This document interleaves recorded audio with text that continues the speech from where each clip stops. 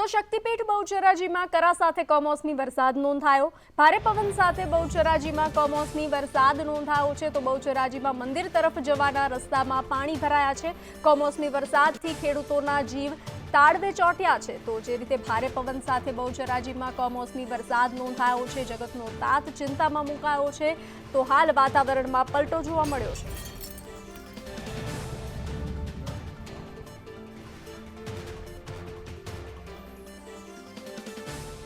તો શક્તિપીઠ બહુચરાજીમાં પણ વાતાવરણમાં પલટો જોવા મળી રહ્યો છે। કમોસમી વરસાદ નોંધાયો છે, કરા સાથે કમોસમી વરસાદ નોંધાયો છે, પવન પણ જોવા મળી રહ્યો છે। તો ભારે પવન સાથે વરસાદ નોંધાયો છે, બહુચરાજીમાં કમોસમી વરસાદ નોંધાયો છે।